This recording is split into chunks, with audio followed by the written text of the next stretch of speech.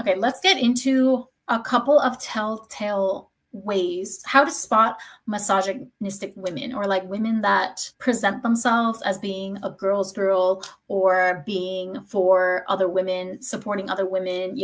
There are usually a couple of obvious tells that let you know whether or not she's really in favor of women's sovereignty and autonomy, whether she really loves women, or whether she secretly is a closet misogynist, or what's the word, whether she has internalized misogyny. So it's very easy to tell. The language that she uses when she is talking about another woman that she doesn't like, or even when she is like criticizing a woman that deserves to be criticized, pay attention to the language that she uses to dress down or talk down on this woman. So, okay, I'm going to confidently say you can look at every single video, every live, every, candid video that I've put up. So the lives are not scripted. This is just me riffing off of whatever raw materials I have in front of me. And I don't say the perfect things all the time, right? And I don't always think of the perfect way to convey my ideas, but I'm not scared to go live. I don't need a script because I'm not misogynistic at heart. So no matter if I happen to describe a situation perfectly or not, no matter if I am a fan of a woman or not, I am not scared of slipping up in any way, right? Like I will never slip up and let it be known that I actually hate other women, because I'm not a misogynist. I don't hate other women. I love women.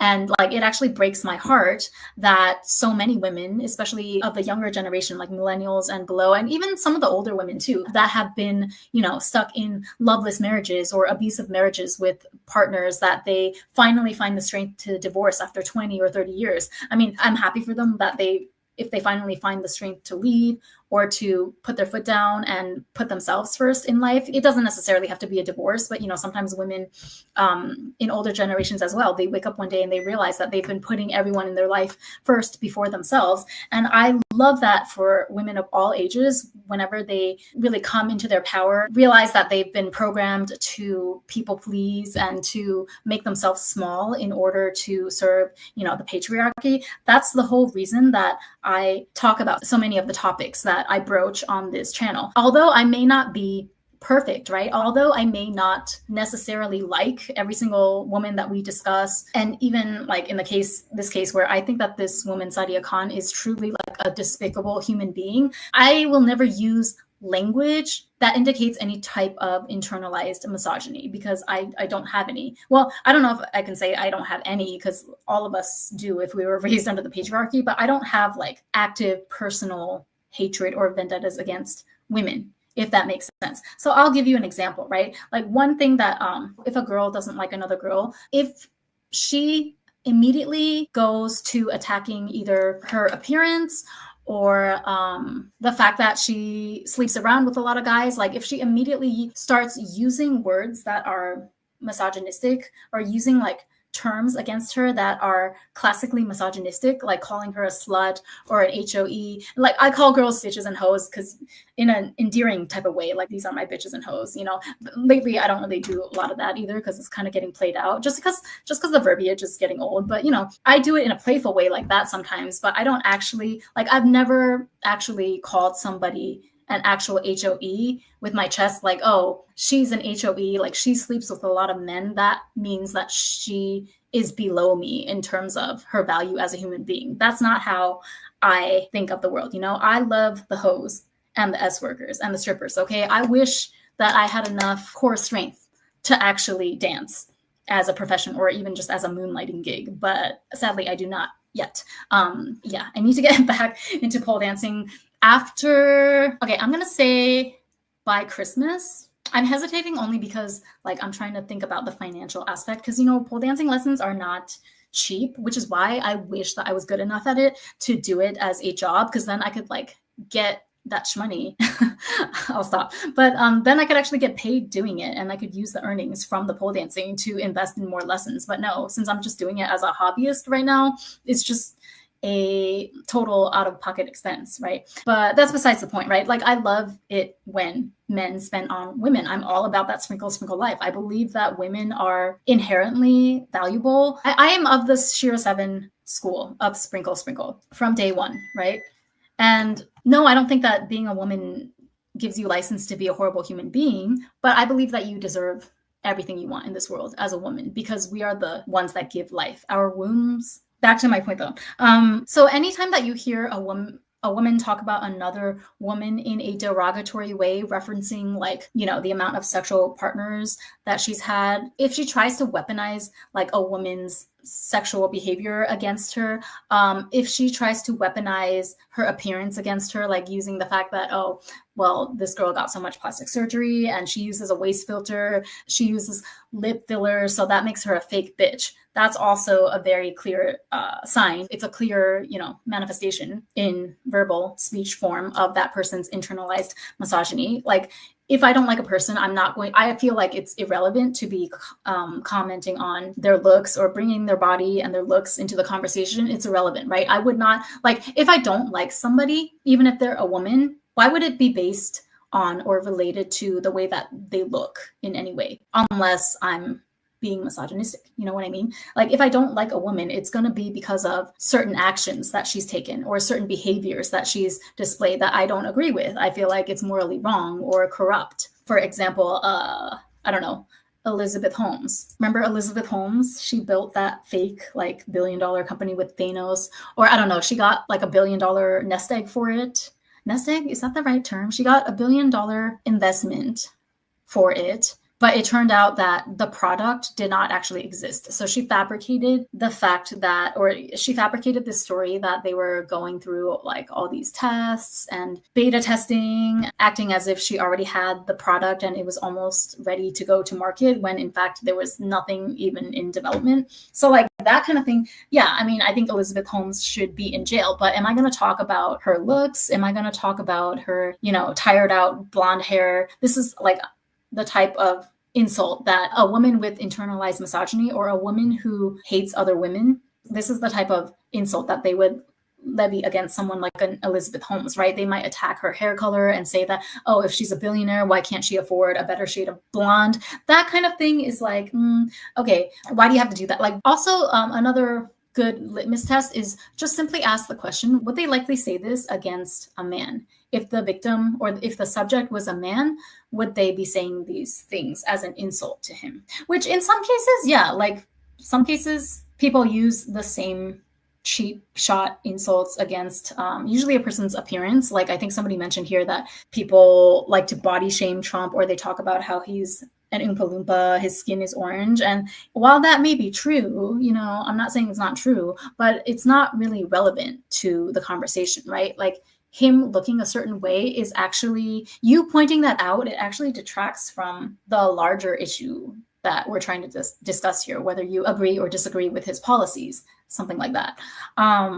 What else? Yeah, so if they talk about women, like if they try to use women's body count against them, if they use the term body count, you know, as a way to try and shame another woman, that's misogynistic. Because it, like, think about it, it doesn't make sense, right? Let's say you have a friend and she has slept with a lot of guys, but then there's this other girl that you happen to not like for whatever reason, your personalities don't gel. So then you insult this other girl by saying that, well, you're a slut because you slept with a bunch of girls. So then what does that say about your views toward your so-called or supposed friend then? Do you think the same thing about her, that she's also like a no good, useless slut that is just promiscuous, and never mind the guys also whoring around? You know, it makes no sense. If you think about it, if you just stop and read between the lines for a second, you will recognize very quickly the red flags. Yeah, what are other tells that a woman is secretly misogynistic or hates other women? Okay, it's kind of in the same vein of the whole using their sexual behavior or sexual history to shame them, especially in the case where, like, let's say they're in a relationship with a less than stellar man. They will take things that the man is doing against that woman and like somehow twist it, somehow use it as an insult against the woman. So for example, if the man is like committing DV against his wife every night, but you don't like that girl because she stole your customers for this business, that both of you went into business in the same industry and you feel like that girl stole your customers, right? You're allowed to feel a ways about that girl's unscrupulous business practices. If you feel like she didn't play fair, she was underhanded about taking business from you and like not sharing in the proceeds, you're allowed to feel that about the way that she handles business. So somebody who is like not misogynistic, if it was me, I would just say that, okay, well, I don't want to deal with that girl, or I don't want to deal with her in business because she doesn't play fair, or like, you know, she is underhanded. She tries to cut deals with our suppliers behind my back, try to push me out of the industry. So therefore, I don't want to work with her. I feel like she doesn't do business in good faith. That would be like a normal, you know, neutral, non-misogynistic, sound reasoning for not dealing with a certain person. But someone who is misogynistic might say that, oh, well, you know, yeah, I don't want to work with her because she stole all my customers. And, you know, her husband beats her ass every night too. So who's the boss babe now? Like you can boss babe all you want in public, but when you go home, all of us know that your husband is beating on you, and she has to cover her face with concealer every day to cover her scars. That would be like, do you see how that's inherently very misogynistic? And yet many women continue to use this style of insult to talk against or talk down on other women that they don't like. It's fine not to like somebody. It's fine to reject or not get along with someone or refuse to deal with someone based on some sort of moral principle, or you didn't like a certain behavior that they exhibited. But like, to use something that's being done to her as a way to like try and humiliate her, as a way to embarrass her in front of the public. Do you see how that's extremely misogynistic and backwards? And yet we see so many public figures doing this all the time. Real Housewives. I can't think of any specific example on the top of my head, but, or another way is that, again, they'll use like foul, really offensive language, veering again into the sexual territory. But okay, so I'm just going to give an example. There was this one time I was watching a tarot card reader, and she was saying something about how she was doing a reading on Beyonce and Jay-Z. This was back during the Lemonade album era, when Beyonce dropped Lemonade and the whole world knew that Jay-Z had cheated on her with Becky with the good hair. And then the psychic was like, oh yeah, it's true, or something like that. Or like, he's still gonna do it in the future.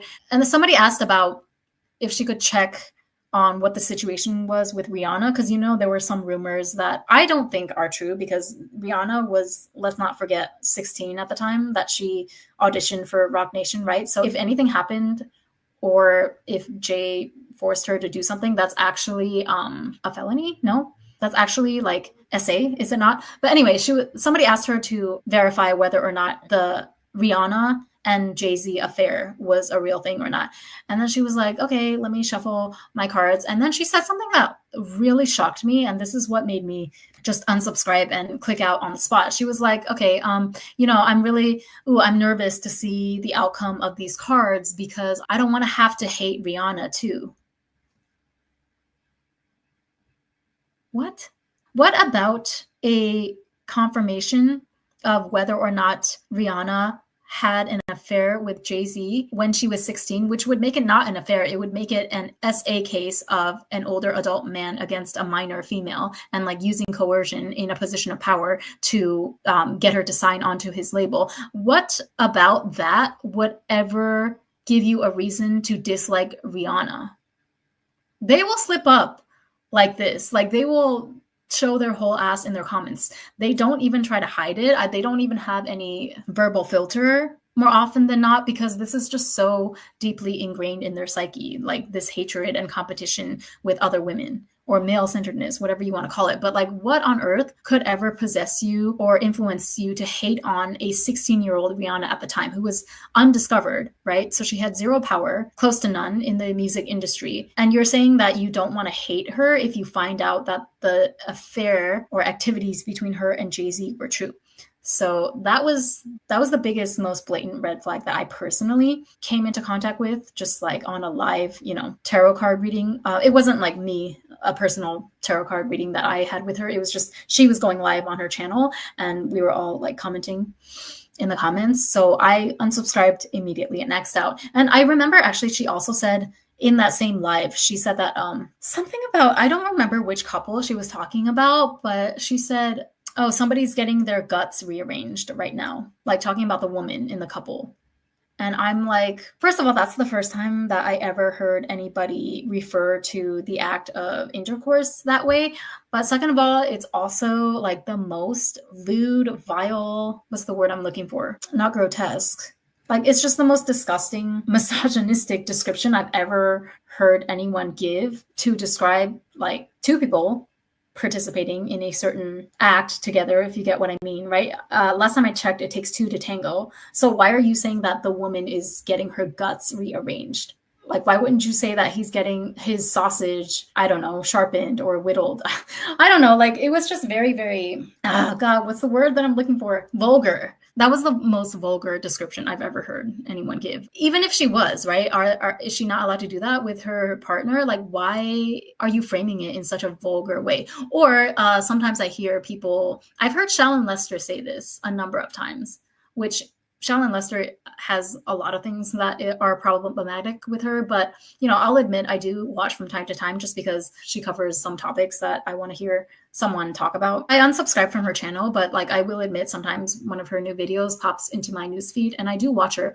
But I have heard Shallon Lester use the term CUM dumpster quite a few times. That always rubbed me the wrong way. That's another telltale phrase, I think, of someone with heavy internalized misogyny. Like, why would you? Okay, so I don't think she used it against she probably did use it against a female celebrity that she didn't like at some point. But the instance that I'm remembering is that she was just describing how, I think it was one of her, advice segments where she was probably, by the way, that woman is not qualified to give relationship advice solely based on the fact that she herself is in her 40s and had no idea what she's doing with her relationships. So do you notice how that's not, like, it's not age shaming and it's not shaming her for not having a relationship. I'm criticizing the fact that she positions herself as a relationship coach to younger women when she herself has not secured a relationship or a successful, stable, healthy relationship / marriage, whatever,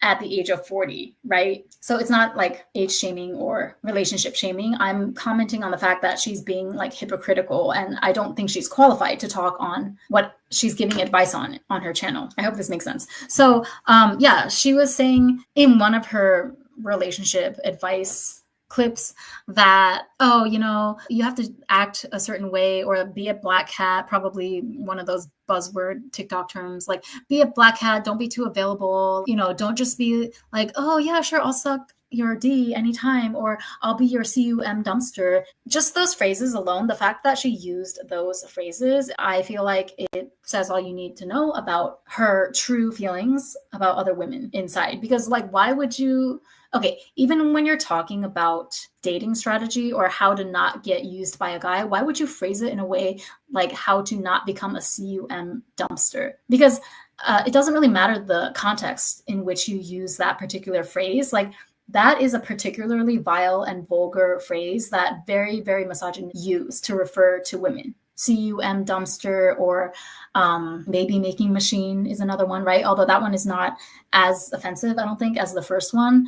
And yeah, this is not a fun topic. I actually had an idea to do this topic a long time ago, years ago, but I always put it off because it's not fun to talk about. Like, I don't like to say these types of phrases. I don't like to talk about women in this way, even when it's just me describing how other women with internalized misogyny might talk about women. Okay, I think that's all I have on that topic.